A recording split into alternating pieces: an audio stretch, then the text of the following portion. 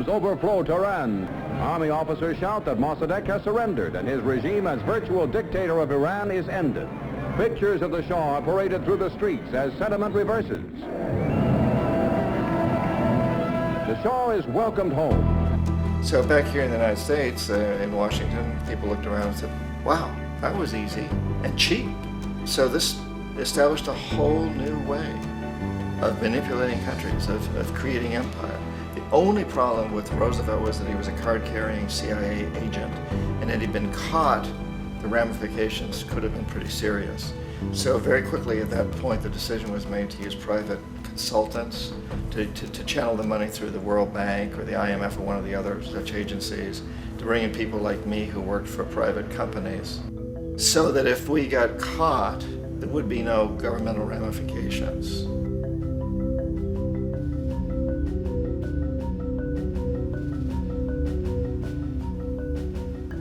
When Arbenz became president of Guatemala, the country was very much under the thumbs of United Fruit Company, the big international corporations. And Arbenz ran on this ticket that says, you know, we want to get the land back to the people. And once he took power, he was implementing policies that would do exactly that, give land rights back to the people. United Fruit didn't like that very much. And so they hired a public relations firm, launched a huge campaign in the United States to convince the United States people, the citizens of the United States, and the press of the United States, and the Congress of the United States, that Arbenz was a Soviet puppet, and that if we allowed him to stay in power, the Soviets would have a foothold in this hemisphere. And that, at that point in time, was a huge fear on everybody's mind, the Red Terror, the Communist terror. And so, to make a long story short, out of this public relations campaign came a commitment on the part of the CIA and the military to take this man out. And in fact, we did. We sent in planes, we sent in soldiers, we sent in jackals, we sent everything in to take him out, and did take him out. And as soon as he was removed from office, the new guy that took over after him basically reinstated everything to the big international corporations, including United Fruit.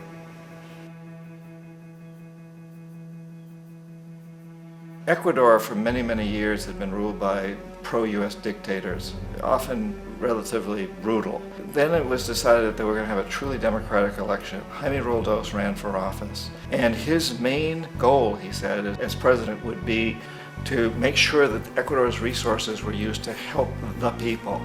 And he won, overwhelming, by more votes than anybody had ever won anything in Ecuador. And he began to implement these policies to make sure that the profits from oil went to help the people. Well, we didn't like that in the United States. I was sent down as one of several economic hitmen to change Roldos, to corrupt him, to bring him around, to let him know, you know, okay, you know, you can get very rich, you and your family, if you play our game, but if you continue to try to keep these policies you've promised, you're going to go. He wouldn't listen. He was assassinated. As soon as the plane crashed, the whole area was cordoned off. The only people allowed in were U.S. military from a nearby base and some of the Ecuadorian military. When an investigation was launched, two of the key witnesses died in car accidents before they had a chance to testify.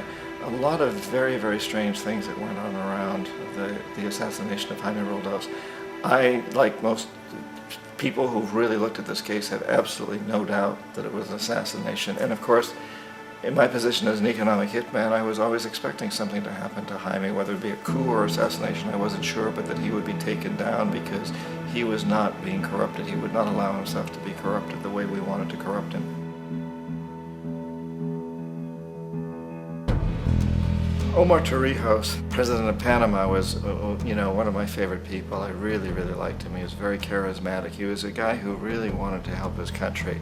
And when I tried to bribe him or corrupt him, he said, look, John, he called me Juanito. He said, look, Juanito, I don't need the money. What I really need is for my country to be treated fairly. I need for the United States to repay the debts that you owe my people for all the destruction you've done here. I need to be in a position where I can help other Latin American countries win their independence and be free of this terrible presence from the north that you people are exploiting us so badly. I need to have the Panama Canal back in the hands of the Panamanian people. That's what I want. And so, leave me alone. Don't try to bribe me. It was 1981, and in May, Jaime Roldos was assassinated. And Omar was very aware of this. Torrijos got his family together and he said, I'm probably next, but it's okay because I've done what I came here to do. I've renegotiated the canal. The canal will now be in our hands. He just finished negotiating the treaty with Jimmy Carter. In June of that same year, just a couple of months later, he also went down in an airplane crash, which there's no question was executed by CIA-sponsored jackals. Tremendous amount of evidence that one of Torrijos' security guards handed him at the last moment as he was getting on the plane a tape recorder, a small tape recorder that contained a bomb.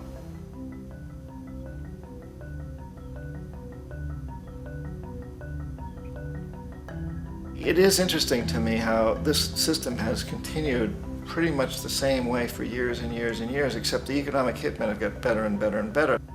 Then we come up with, very recently, what happened in Venezuela. In 1998, Hugo Chavez gets elected president, following a long line of presidents who had been very corrupt and basically destroyed the economy of the country. And Chavez was elected amidst all that. Chavez stood up to the United States, and he's done it primarily demanding that Venezuelan oil be used to help the Venezuelan people. Well, we didn't like that in the United States. So in 2002, a coup was staged, which is no question in my mind, and most other people's minds, that the CIA was behind that coup.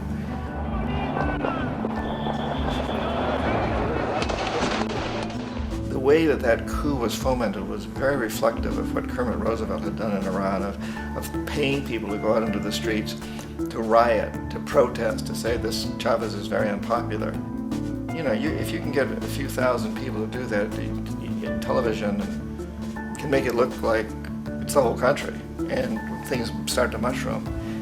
Except in the case of Chavez, he was smart enough, and the people were so strongly behind him that they overcame it, which was a phenomenal moment in the history of Latin America.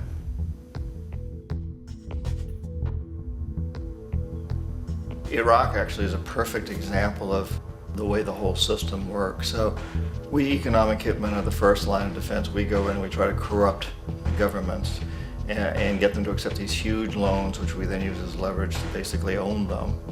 If we fail, as I failed in Panama with Omar Torrijos and in Ecuador with Jaime Roldos, men who refuse to be corrupted, then the second line of defense is we send in the jackals. And the jackals either overthrow governments or they assassinate.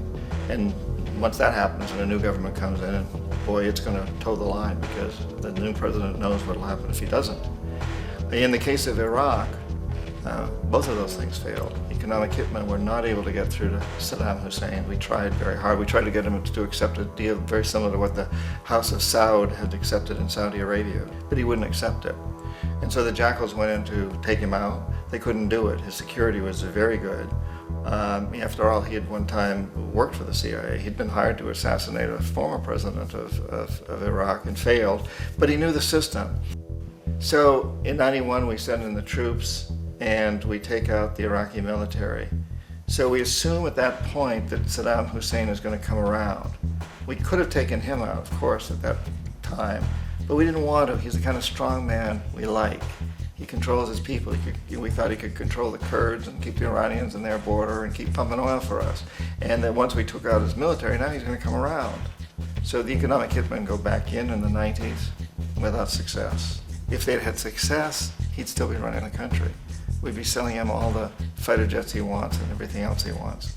But they couldn't, they didn't have success. The jackals couldn't take him out again, so we sent the military in once again, and this time we did the complete job and took him out, and in the process created for ourselves some very, very lucrative construction deals. We had to reconstruct a country that we'd essentially destroyed, which is a pretty good deal if you own construction companies, big ones.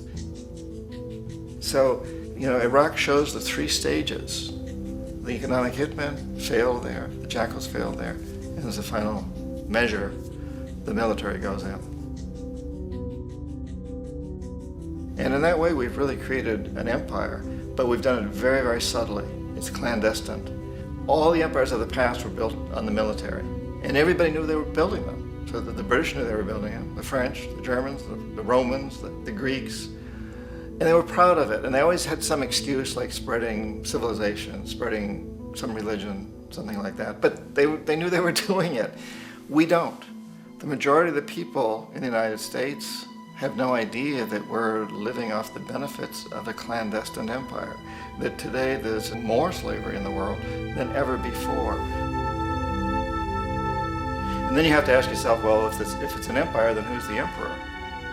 Obviously, our presidents of the United States are not emperors. An emperor is someone who's not elected, doesn't serve a limited term, and doesn't report to anyone, essentially. So you can't classify our presidents that way. But we do have what I consider to be the equivalent of the emperor, and it's what I call the corporatocracy. The corporatocracy is this group of individuals who run our biggest corporations, and they really act as the emperor of this empire. They control our media, either through direct ownership or advertising. They control most of our politicians because they finance their campaigns, either through their corporations or through personal contributions that come out of the corporations. They're not elected, they don't serve a limited term, they don't report to anybody. And at the very top of the corporatocracy, you really can't tell whether a person's working for a private corporation or the government because they're always moving back and forth. So, you've got a guy who one moment is the president of a big construction company like Halliburton, and the next moment he's vice president of the United States, or the president who is in the oil business. And this is true whether you've got Democrats or Republicans in the office. You have them moving back and forth through the revolving door. And in a way, our government is invisible a lot of the time, and its policies are carried out by our corporations on one level or another. And then again, the policies of the government are basically forged by the corporatocracy and then presented to the government. They become government policy. So it's an incredibly cozy relationship. This isn't a conspiracy theory type of thing. These people don't have to get together and plot to do things. They all basically work under one primary assumption, and that is that they must maximize profits regardless of the social and environmental costs.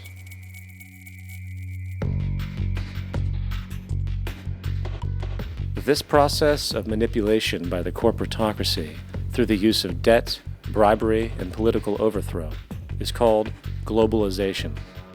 Just as the Federal Reserve keeps the American public in a position of indentured servitude through perpetual debt, inflation, and interest, the World Bank and IMF serve this role on a global scale. The basic scam is simple. Put a country in debt either by its own indiscretion or through corrupting the leader of that country, then impose conditionalities or structural adjustment policies, often consisting of the following. Currency devaluation. When the value of a currency drops, so does everything valued in it. This makes indigenous resources available to predator countries at a fraction of their worth. Large funding cuts for social programs. These usually include education and healthcare, compromising the well-being and integrity of the society, leaving the public vulnerable to exploitation. Privatization of state-owned enterprises. This means that socially important systems can be purchased and regulated by foreign corporations for profit